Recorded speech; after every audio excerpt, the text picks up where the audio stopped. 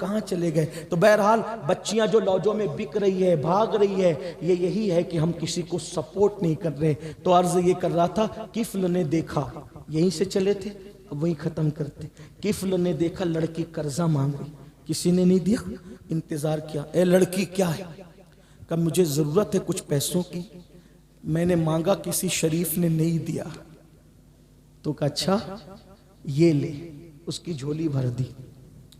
مولا علی فرماتے مولائے کائنات، انسان احسان کا بندہ ہوتا ہے، انسان احسان کا بندہ۔ اس نے اپنے دامن میں پیسے سمیٹے اور تشکر کی نگاہ سے دیکھا، سمجھ گیا کفل، تیر نشانے پہ لگا، اے لڑکی میں نے جو تجھے پیسے دیے نا اس کا عوض نہیں مانگتا، بس اتنا کر دے کہ میرے گھر چل کے تھوڑی دیر بیٹھ جا۔ وہ لڑکی جی گئی، ساتھ ہو گئی ساتھ۔ ہاں ایسے ہی بچیاں کسی کے سامنے سرنڈر ہوتی ہیں، جب قوم مدد نہیں کرتی تو یہی حالات ہوتے ہیں۔ بڑی معذرت کے ساتھ ہم اپنی بیٹی کی منگنی پر 5-5 لاکھ روپے خرچ کرتے ہیں، غریبوں کی بچیوں کا کون خیال کرے گا؟ خدا کہاں ہے؟ کہاں ہے؟ غوث پاک نے ایک دن پوچھا، اللہ تو کہاں ہے، میں تجھے کہاں ڈھونڈوں؟ تو الہام ہوتا ہے عبد القادر تو مجھے غریبوں میں تلاش کر، شکستہ دلوں میں تلاش کر، وہیں پا لے گا۔ اللہ اکبر، غریبوں کا خیال کرنا سیکھو، صرف کما کر اپنے لیے نہیں، اوروں کے لیے۔ اور میں آج یہ بھی کہنا چاہتا ہوں، ان بڑوں کی محفل میں شادی کے خرچوں پہ تو بات ہوتی ہے، شادی کا خرچہ کم کرو، یہ خرچہ کم کرو، وہ خرچہ کم کرو۔ میں آج رودرپور میں یہ بھی کہہ کے جا رہا ہوں، جلسوں کا خرچہ بھی کم کرو۔ ہاں جلسوں کا خرچہ بھی کم، جہاں نئی ضرورت ہے نا وہاں نہیں کرے۔ میں جاتا ہوں، یہاں ایسا نہیں ہوا، ماشاءاللہ علامہ زاہد صاحب دانشور آدمی ہے، نہیں کیا، اچھا کیا۔ میں نے ایک محفل میں 150 ہار بھی پہناتے ہوئے لوگوں کو دیکھا، مجھے پہنا ہے، کمیٹی کا ہر آدمی ہار پہناتا ہے۔ میں کہتا ہوں ایک سے کام چل سکتا تھا نا۔ مسجد کے امام لوگ خودکشی کر رہے ہیں، یار ہم کہاں ہیں؟ ہم ایک خطیب کو 150 ہار پہنا رہے ہیں، اور وہ بندہ پورا مہینہ امامت کرتا ہے، پوری زندگی لگا دیتا ہے، ہم اس کو 5000 سے آگے نہیں بڑھتے، ان کی خدمت نہیں کرتے۔ کہاں ہیں ہم لوگ؟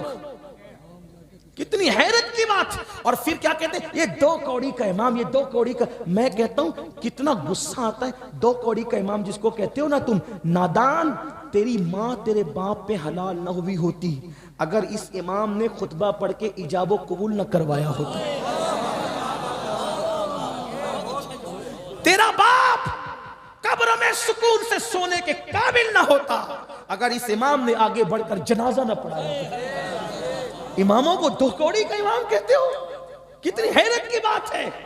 بچہ پیدا ہو تو اذان دینے یہی آئے گا، باپ مرے گا تو جنازہ پڑھانے یہی آئے گا، نکاح پڑھانے یہی آئے گا، اور پریشان ہو جاؤ گے کسی نے سحر جادو کر دیا تو تعویذ بھی یہیں سے لیں گے۔ لیکن ان کی قدر کتنی کر رہے ہو؟ خدا کے لیے رحم کرو۔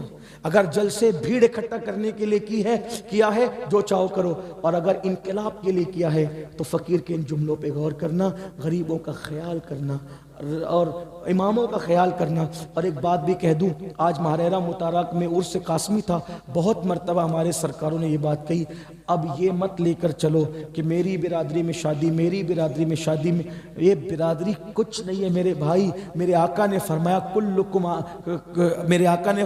کلکم من آدم و آدم من تراب، تم سب آدم سے ہو اور آدم کو مٹی سے بنایا گیا تھا۔ کسی کالے کو کسی گورے پہ، کسی گورے کو کسی کالے پہ، کسی عربی کو کسی اجمی پہ، کسی اجمی کو کسی عربی پہ کوئی فضیلت حاصل نہیں ہے مگر تقوی کی وجہ سے۔ تو یاد رکھو، یہ نہیں کہ میری برادری میں بیچیاں پڑی ہے، یار کسی بھی برادری میں کر لو، اگر ایمان ہے، صحیح العقیدہ ہے، کسی بھی برادری سے لے کر کے آؤ، کچھ نہیں ہے۔ آپ بہت زیادہ شریف ہو گئے۔ امام حسین نے کس کے ساتھ پہلا نکاح کیا؟ امام حسین نے پہلا نکاح کس کے ساتھ کیا؟ آپ سے پوچھتا ہوں، رسول اللہ کے نسب کے برابر تو کسی کا نسب ہے ہی نہیں، رسول اللہ کے حسب کے برابر تو کسی کا حسب ہے ہی نہیں، میرے امام حسین نے ایران کی شہزادی کنیز بن کے تھی، شہزادی توجہ کرنا، تھی شہزادی لیکن بن کر کنیز آئی تھی اور امام حسین کے حصے میں آئی تھی. آپ نے آزاد کیا، آزاد کر کے نکاح کیا اور نکاح کر کے پھر اسی شہر بانوں کو جو کنیز بن کر کے آئی تھی شہزادی. پھر کہہ رہا ہوں شہزادی ہونے سے انکار نہیں، غلط مفہوم کوئی نہ دے، لیکن یاد رکھنا شہزادی کنیز بن کے آئی تھی مگر کنیز بنی ہوئی کو آزاد کر کے نکاح میں لیا اور پھر اس کے بعد کے سارے اماموں کی ماں بنا دی. آپ کہاں ہیں؟ میری برادری پھر برادری کرنے تو حال کیا ہو رہا ہے سوچو، خیال کرو. ان اکرمکم عند اللہ اتقاکم. تو بہرحال سینکڑوں باتوں کا رہ کے خیال آتا ہے لیکن بات اینڈ کو پہنچتی ہے کیا؟ کفل نے کہا لڑکی میں نے تجھے جو پیسے دیے نا، ایک ہی مطالبہ، میرے گھر چل کے بیٹھ جا میرے ساتھ تھوڑی. وہ احسان کے تلے دب چکی تھی، چلی گئی، بیٹھی تو یہ سب دروازے کھڑکی بند کر کے کھسکنے لگا. جب کھسک کے قریب پہنچا تو وہ لڑکی کا پورا وجود کانپنے لگا. لڑکی تو کس سے ڈر رہی ہے؟ تیرا تو کسی نے ساتھ نہیں دیا، سپورٹ نہیں کیا، اور جنہوں نے کچھ نہیں کیا ان سے ڈر رہی ہے. اور وہ کیوں ڈر رہی ہے؟ میں نے تو سارے کھڑکی دروازے بند کر دیے، کوئی نہیں دیکھ رہا ہے، کیوں ڈر رہی ہے؟ لڑکی نے جواب دیا کفل میں جانتی ہوں. توجہ کریں، بطور مفہوم روایت پیش کر رہا ہوں. لڑکی میں کہنا میں جانتی ہوں تو نے یہ گناہ بہت مرتبہ کیا جو تو میرے ساتھ کرنے جا رہا ہے، لیکن یہ گناہ آج سے پہلے میں نے کبھی نہیں کیا. کفل لذت کے لیے گناہ مت کر، لذت چلی جائے گی، گناہ باقی رہ جائے گا. 2 منٹ کی لذت کے بعد گناہ کے دفتر میں گناہ ہمیشہ باقی رہے گا. البر لا یبلا والذنب لا ینسا والدیان لا یموت اعمل ما شئت کما تدین تدان. نیکی کبھی پرانی نہیں ہو سکتی، گناہ کبھی بھلایا نہیں جا سکتا، اور صلہ دینے والے بدلہ دینے والے خدا کو کبھی موت نہیں آئے گی. پھر تم جو چاہے کرو، جیسا کرو گے ویسا بھرو گے. اور یاد رکھنا ہر گناہ کی سزا جو کرتا ہے اس کو ملتی ہے، کبھی معاف ہوتا ہے، کبھی سزا ملتی، کبھی نہیں ملتی. زنا وہ گناہ ہے، یہ یاد رکھنا. زنا ایک بندہ کرتا ہے، سزا اس کی نسلوں میں باقی رہتی ہے. زنا کرنے والا اگر 7 سمندروں کے پانی سے غسل کر لے تو بھی اس کا دل جو اس پاپ کی وجہ سے گندا ہو گیا وہ دھل نہیں سکتا. لڑکی نے کہا کفل لذت کے لیے گناہ مت کر، لذت چلی جائے گی، گناہ کوئی نہیں دیکھ رہا ہے. لڑکی سے کوئی نہیں دیکھ رہا ہے. لڑکی سے کہا کوئی نہیں دیکھ رہا ہے. لڑکی نے کہا کوئی نہیں دیکھ رہا ہے، اللہ دیکھ رہا ہے. قیامت کے دن وہ طاقت منہ میں کہاں سے لاؤں گی کہ اپنے اللہ کو بتاؤں کہ میں نے کفل کے ساتھ کیا کیا تھا؟ میں اللہ کو کیا جواب دوں گی؟ اسی لیے اس سے ڈر رہی ہوں کہ وہ دیکھ رہا ہے. جیسی کا دل سے جو بات نکلتی ہے اثر رکھتی ہے. لڑکی نے کہا اللہ دیکھ رہا ہے. اتنا کہنا تھا کفل بھی کانپ گیا، کہا اللہ دیکھ رہا ہے. یہ سب پیسے تیرے، جلدی چلی جائے یہاں سے، نکل جائے یہاں سے. ادھر لڑکی نکلی، ادھر موت کا فرشتہ گھر میں آیا اور کفل کی روح نکال لی. اگر کفل لڑکی کو نہ چھوڑتا تو کس حالت میں موت آتی؟ اس لیے بس 2 جملے یہ کہہ کے جاتا ہوں. حجام کی کرسی پر داڑھی منڈانے کے لیے بیٹھنے سے پہلے سوچ لینا موت کا کوئی وقت متعین نہیں ہے. آپ کو بتایا ہوا وقت متعین آپ کو نہیں، آپ کے ساتھ نہیں کیا گیا. اللہ کے یہاں تو لکھا ہوا ہے موت کا ٹائم، آپ کو نہیں بتایا گیا متعینہ وقت. اگر حجام کا وستورہ گال پہ آیا اور اسی وقت روح نکل گئی تو اللہ کو منہ کیا دکھاؤ گے؟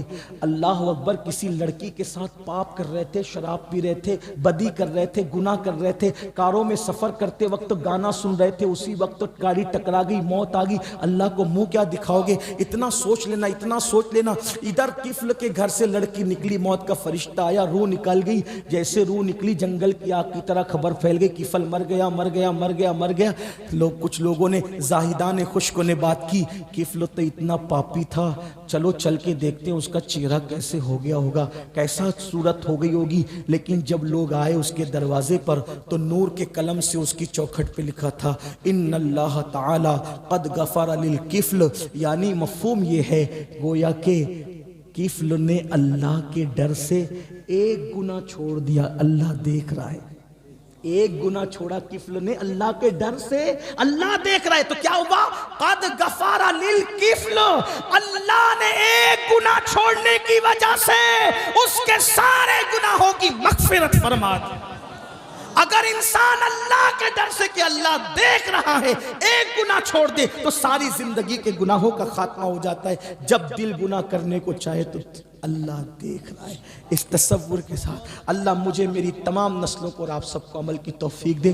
گفتگو کے درمیان کوئی غلطی ہو تو اللہ معاف کرے۔ محفل اتنی خوبصورت اور اتنی روحانی ہے کہ دل چاہتا ہے کچھ اور کہوں، لیکن دل ٹرین پکڑنی ہے ارے ٹرین پکڑنی ہے مجھے بیرونی شریف سے۔ السلام علیکم ورحمۃ اللہ۔ مختصر سلام۔